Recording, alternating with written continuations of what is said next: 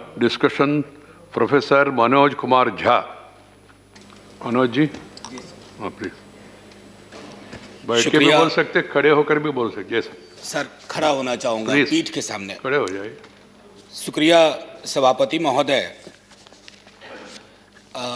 आपका बहुत बहुत धन्यवाद कि आपने महामहिम के अभिभाषण के धन्यवाद प्रस्ताव पर मुझे बोलने का मौका दिया। सभापति महोदय, दिक्कत ये है कि उनसे जिनसे होती है इंसान को हमेशा तकलीफ, वो समझते हैं कि वो असल अक्ल वाले हैं।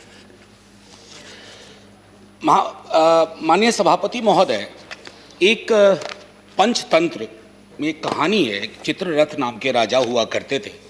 उनके पास एक विशाल सरोवर था और उस सरोवर में सर छोटे छोटे खूबसूरत हंस बहुत सारे थे। वो 6 महीने पे एक पंख गिराते थे और राजा को पंख दे देते थे। बीच में एक सोने का, तथाकथित सोने का के पंख वाला एक बहुत बड़ा पक्षी आया। उसने कहा मैं इस सरोवर में रहूंगा। छोटे पक्षियों ने कहा कि महाराज जी, तो हम सरकार को, राजा को देते हैं अपना पंख 6 महीने पे, आपके लिए यहां गुंजाइश नहीं है। वो सोने के तथाकथित पंख वाला पक्षी वो पहुंच गया राजा के पास। उसके सिपाह सलारों को कहा कि देखो, ये तो तुम्हारी बात नहीं मान रहे हैं और कब्जा करके बैठे हुए हैं सरोवर पे। राजा ने अपने सिपाही भिजवा दिए, सारे हंस मार दिए सर। और वो जो सोने के तथाकथित पक्षी, बड़ा विशाल पक्षी था सर, वो भी उड़ गया। मैं इसका संदर्भ छोड़ता हूं अपनी सरकार पर, सत्ता प्रतिष्ठान पर। अभी जमेगा, इंतजार करिए, अभी जमेगा। हमारे यहाँ बिहार में कहते हैं कि दूध में जोड़न ढंग से पड़े तो दही बढ़िया जमता। अभी जोड़न डाला नहीं है।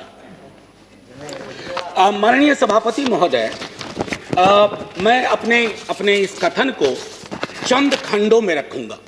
पहला खंड होगा कि महामहिम के अभिभाषण का संदर्भ, उसका ऐतिहासिक महत्व क्या है।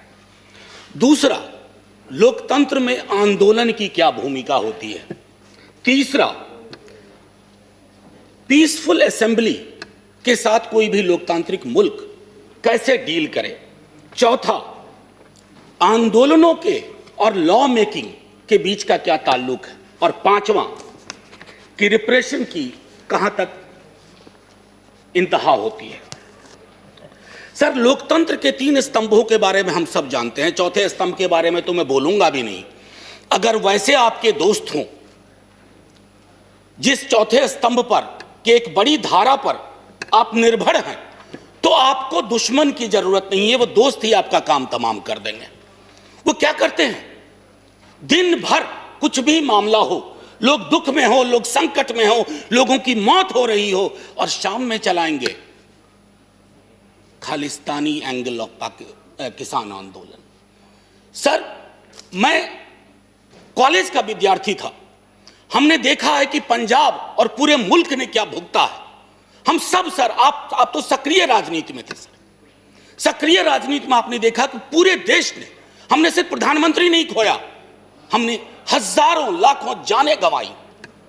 कुछ तो सीखें इतिहास से। इतिहास दोहराता नहीं है, लेकिन इतिहास प्रेरणा देता है, इतिहास निर्देश देता है, और हम उन निर्देशों को सुनना नहीं चाह रहे। शाम ढले, खालिस्तानी जमा हो गए, पाकिस्तानी जमा हो गए, टुकड़े टुकड़े गैंग जमा हो गए, नक्सली जमा हो गए, माओवादी जमा हो गए। सर, सबसे बड़ा टुकड़ा टुकड़ा गैंग वो है जो अपने भारत माता की संतान की पीड़ा को करुणा से ना समझे, दंभ से देखे, गुरूर से देखे। दंभ और गुरूर लोकतंत्र की जुबान नहीं है। सर, आप लोग कहते हो, आप बहुत लोग नहीं, कुछ आपके मंत्रीगण हैं, माननीय सभापति महोदय, वो 303 कहते हैं कि 303 का आंकड़ा है। सभापति महोदय, इस सदन ने, इतिहास ने इससे बड़े आंकड़े देखे हैं। कहां बिला गए, कहां गुम हो गए, किसी को पता नहीं। आंकड़े नहीं इतिहास तय करते हैं, आंकड़ों के पीछे की संजीदगी और संवेदना इतिहास तय करती है। आपका हाई पॉइंट क्या है, आपका लो पॉइंट क्या है, आप फेल हो रहे हैं उसमें। और लाइटर मैन में कहूं, 303 नाम का एक राइफल हुआ करता था सर, उसकी सर्विस समाप्त हो गई है। 303 उसकी सर्विस समाप्त हो गई है। सर, मैं एक चीज और कह करके फिर मूल बिंदु पे आऊंगा। मैकबेथ से बहुत चीज हम सीखते हैं। शेक्सपियर ने ना जाने अद्भुत चीज लिख दी है। टेम्परेंस बहुत जरूरी है सत्ता प्रतिष्ठान में। कद तब बढ़ता है जब पद की गरिमा को आप समझते हैं। Boundless intemperance in nature is tyranny. It has been the untimely emptying of happy throne and fall of many kings. Intemperance अगर आपके स्वभाव में आ जाए तो सर इसने कितने सिंहासन खाली करवा दिए, कितने राजाओं की घर वापसी करवा दी। थोड़ा सनद रहे, थोड़ा ध्यान रहे। प्लीज बोलो। That is not acceptable. माननीय सभापति महोदय, एक हल्के स्वर में एक बात कहना चाहता हूं। सेंट्रल हॉल का जिक्र जयराम रमेश जी कर रहे थे। वहां जब बैठता हूं ना तो दल से ऊपर लोग सोचते हैं। कई हमारे भाजपा के मित्रों ने पूछा कि क्या इस आंदोलन का स्वरूप क्या है, कैसे खत्म होगा। दिक्कत है कि सेंट्रल हॉल में तो आप पूछ लेते हैं, सदन में आप जुबान नहीं खोलना चाहते हैं। मैंने पिछली बार जब यह बिल आया था कहा था कि दलों के दायरे और उस व्हिप से ऊपर निकल करके देखिए, किसान देख रहा क्योंकि उसने व्हिप जारी कर दिया है। और उसके व्हिप को अगर आप नहीं सुन रहे हैं तो पता नहीं। लोकतंत्र में तो हम सुनते थे कि सुनना और सुनाना दोनों लोकतंत्र की अद्भुत कला होनी चाहिए। आप सुनाने में यकीन करने लगे हैं, सुनना आप भूल गए हैं। खास करके इस टर्म में तो बिल्कुल ही भूल गए हैं। एनीवे सर, माननीय सभापति महोदय, राष्ट्रपति जी के अभिभाषण का एक ऐतिहासिक संदर्भ होता है। हम सब जानते हैं कि सरकार स्क्रिप्ट तैयार करती है। बीते 29 जनवरी को जब महामहिम का अभिभाषण हुआ था, हम में से 19 दलों ने उसमें शिरकत नहीं की थी। माफी के साथ कहता हूं, कष्ट भी हुआ था क्योंकि एक बहुत महत्वपूर्ण ओकेजन होता है। लेकिन माननीय सभापति महोदय, माननीय राष्ट्रपति जी का अभिभाषण जब समकालीन यथार्थ से, दुख और दर्द से, रंजो गम से मीलों दूर खड़ा हो तो कैसे शामिल हो जाए। माननीय सभापति महोदय, बड़ी मुश्किल होती है। सिंघू बॉर्डर, टिकरी बॉर्डर, गाजीपुर, और ये तो 3 महत्वपूर्ण केंद्र हैं छोटे छोटे हलकों में। अभी बिहार में नेता प्रतिपक्ष तेजस्वी जी और पूरे कम्युनिस्ट पार्टी और कांग्रेस पार्टी के साथियों ने मिलकर के मानव श्रृंखला बनाई, तो पूरे देश में कहीं ना कहीं चर्निंग हो रही है। और इस चर्निंग के पीछे का साक्ष्य क्या है? प्लीज, मैं एक आग्रह करूंगा सभापति महोदय, मैंने आज तक अपने सदन में कभी भी किसी पर टीका टिप्पणी नहीं की है, तो सदन की बहस में टीका टिप्पणी नहीं होनी चाहिए। बस इतना आग्रह है। सर, हमने तो वो इतिहास भी देखा है कि एक पार्टी जो 2 सीट पर सिमट गई थी वो कहां पहुंच गई आज। इसलिए ये इस चक्कर में ना पड़ा जाए। एनीवे सर, महामहिम के अभिभाषण को पढ़ने के बाद पहला ख्याल आया कि कहीं पर कहूं या अनकहीं पर बोलूं। जो कही गई बात, अब उसके बारे में मैं थोड़ा पहली चीज एक कहता हूं। My government holds in high steam the values of democracy and sanctity of the constitution। संभवतः पेज 7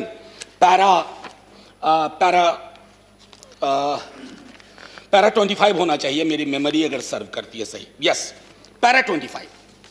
अब इसको सर व्यापक संदर्भ में देखना होगा कि my government values of democracy and sanctity of the constitution. हमने हाल के दिनों में जो भी देखे हैं वो संविधान से इतर देखा है। और वैल्यू ऑफ डेमोक्रेसी सर सिर्फ एक रेटोरिकल वैल्यू नहीं है।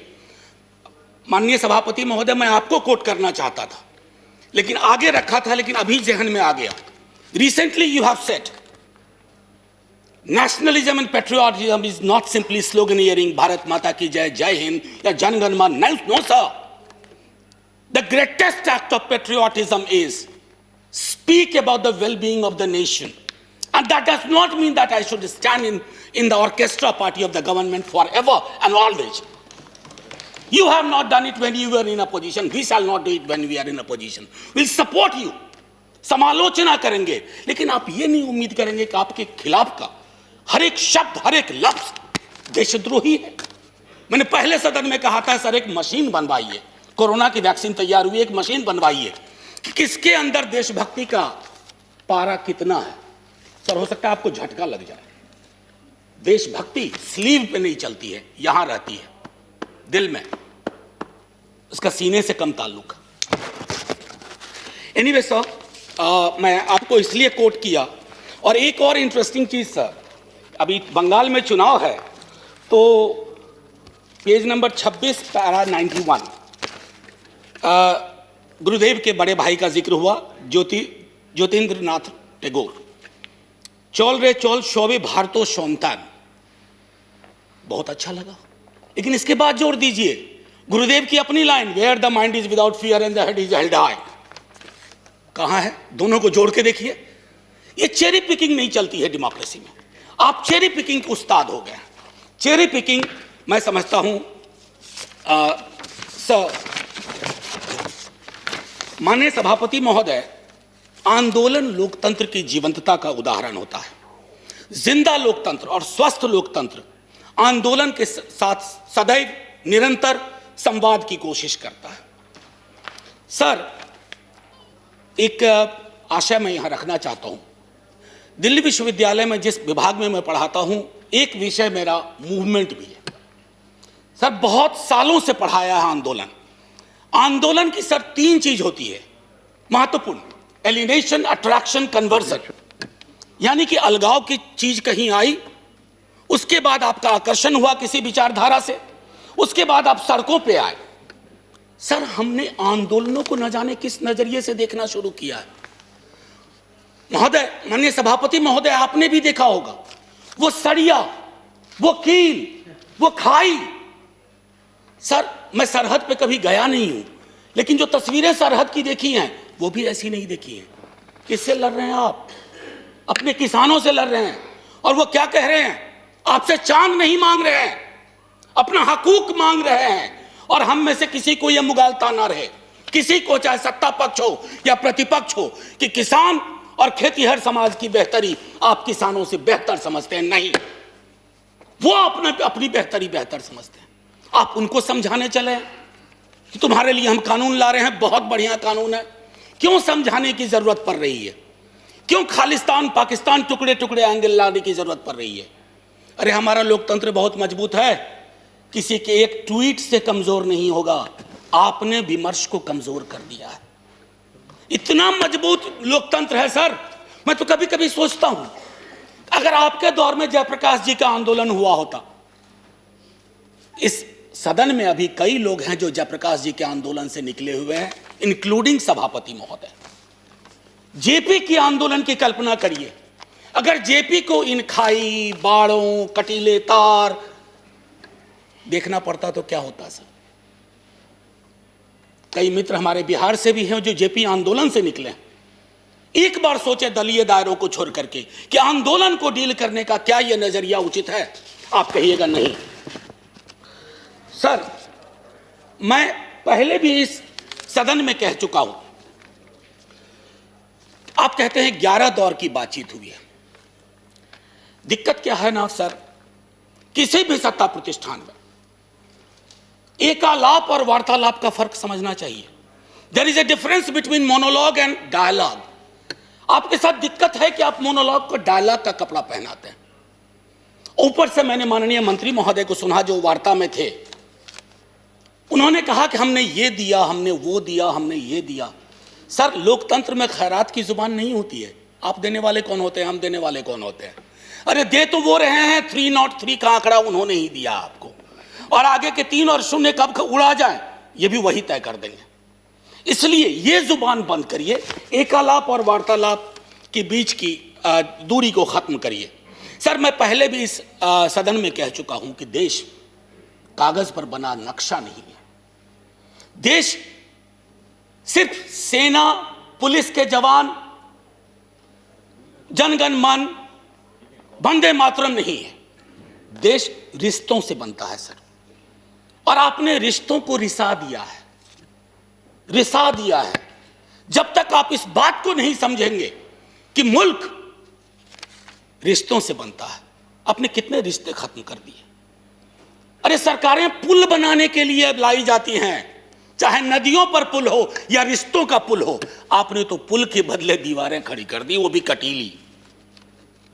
सीए का आंदोलन हुआ, नागरिकों को नागरिक के खिलाफ खड़ा कर दिया। अब तो कमाल है, मैं तो आपके समाजशास्त्र के ज्ञान से भी चकित हूं कि जिस दिल्ली पुलिस के जवान को आप किसान के खिलाफ खड़ा कर रहे हैं, कभी दिल्ली पुलिस का सोशल प्रोफाइल देख लीजिए। इन इलाकों से जिन इलाकों में यह आंदोलन ज्यादा प्रबल है, वहां का एक बच्चा सरहद पे रहता है, एक बच्चा पुलिस में रहता है और एक बच्चा खेत में रहता है। आप इन बच्चों को वो जायदाद के लिए नहीं लड़ रहे, आपने उन्हें भिड़ा दिया।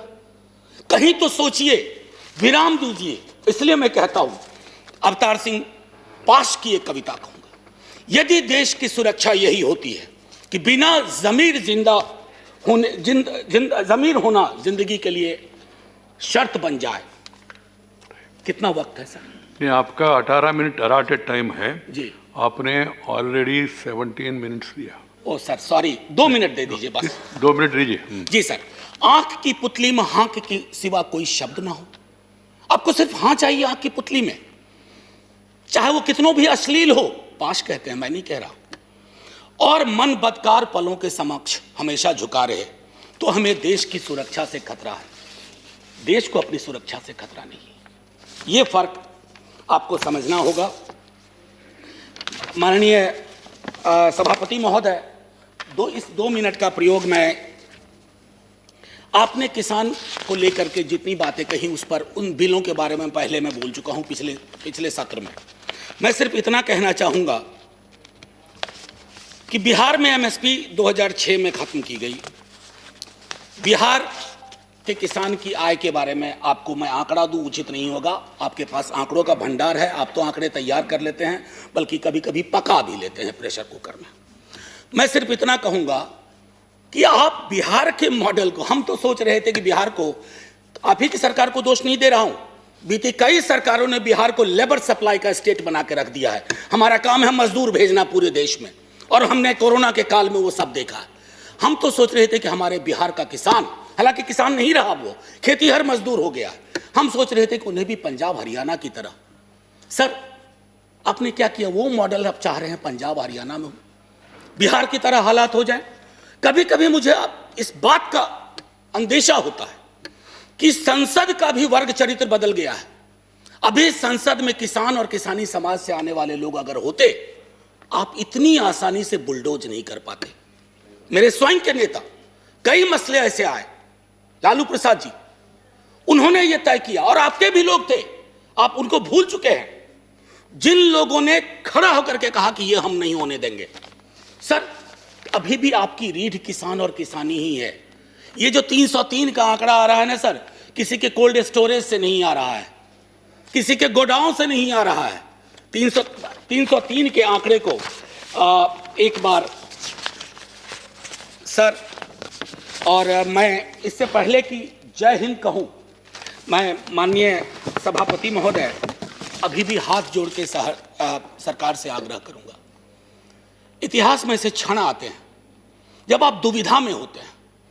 प्लीज आपके माध्यम से रिक्वेस्ट कर रहा हूं, हाथ जोड़ करके आप दर्द समझिए किसानों का।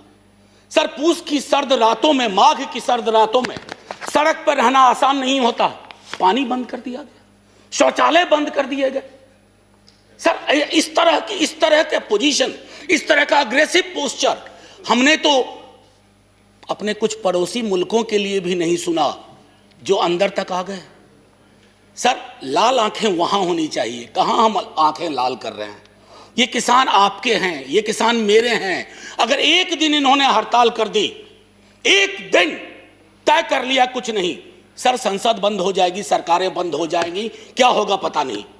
इससे पहले कि मैं कहूं जय जवान, जय किसान और जय हिंद, माननीय सभापति महोदय, मैं बस सर 1 मिनट का और वह दीजिए, 30-30 सेकंड। मैंने कभी ऐसा किया नहीं, लेकिन आज इतनी सारी चीजें थी।